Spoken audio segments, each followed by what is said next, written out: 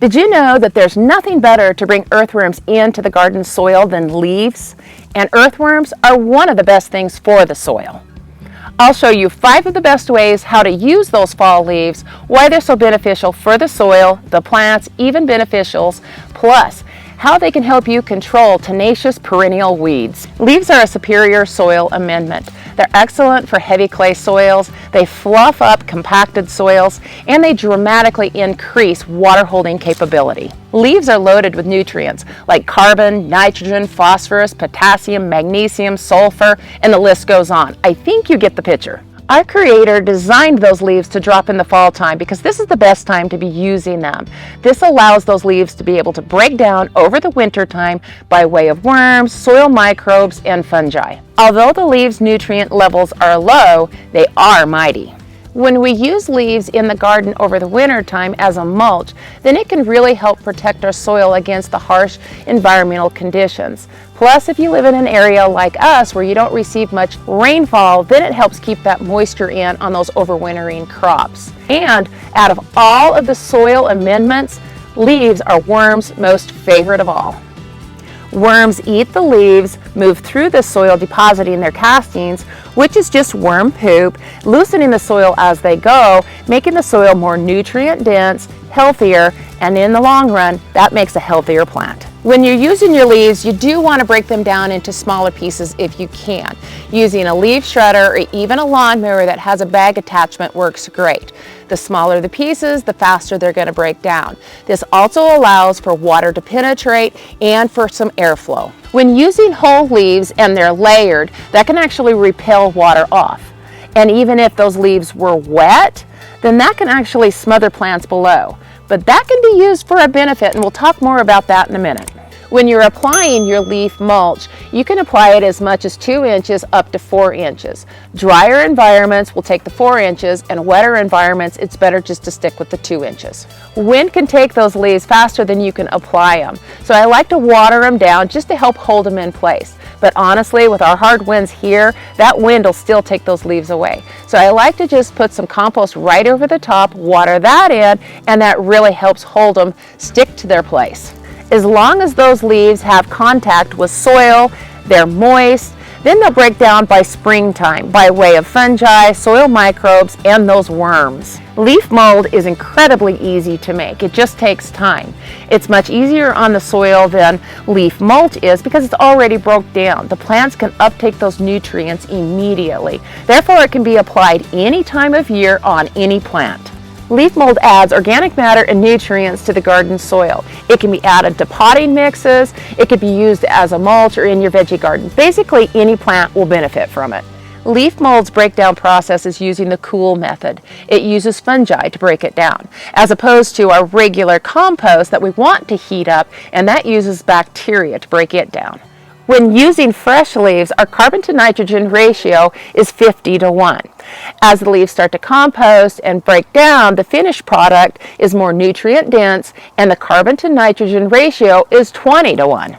After composted, they're pH neutral, high in potassium and minerals. After you've gathered your leaves, you're going to want to break them down. The larger the pieces, the longer it's going to take to break down.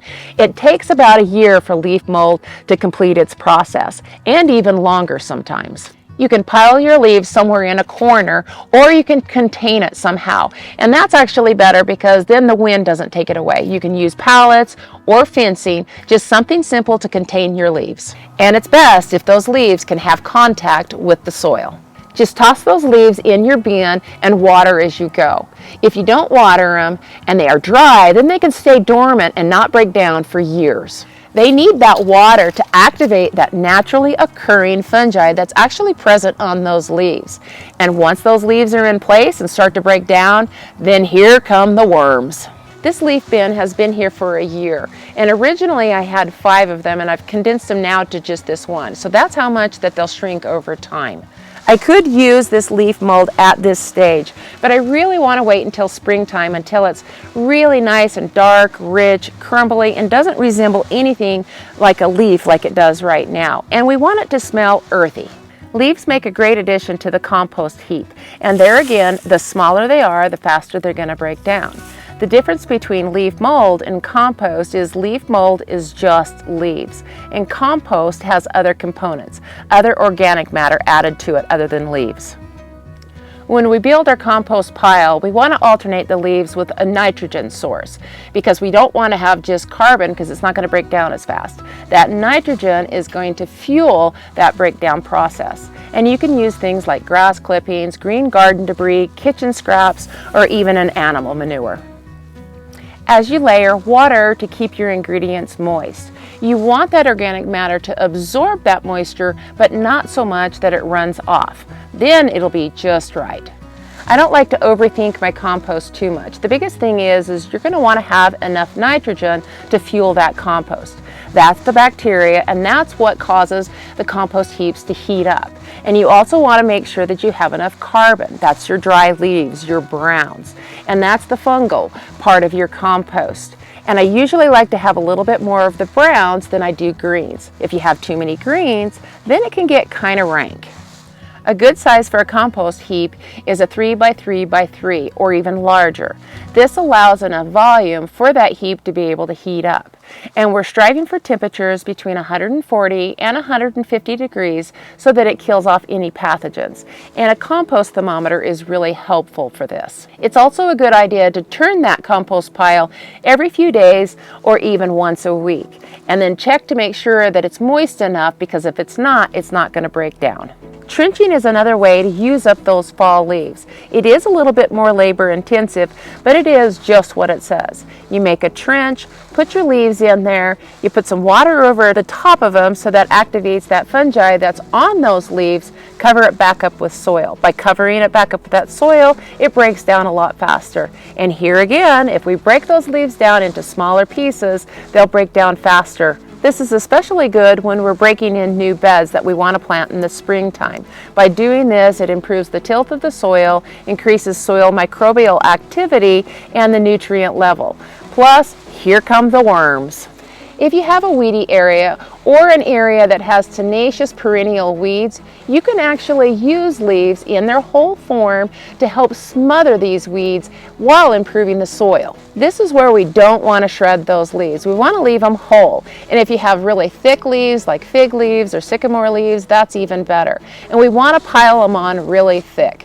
6 inches or even more is just fine, because what we want to do is smother that soil. We don't want any of those weeds to be able to reach any sunlight, because that's going to make them weak and cause them to die off. After time, that soil's been improved by those leaves, the worms coming in and breaking it down, and then you can plant freely. Using a bigger diversity of different leaves from different trees will give you a bigger diversity of different nutrients and minerals, because not all leaves are created equal. By using these leaves in the garden, we're creating a healthier soil. We're feeding the worms, adding more nutrients, adding more aeration, and this is what God intended us to do, to use what we have to feed our plants for a healthier garden.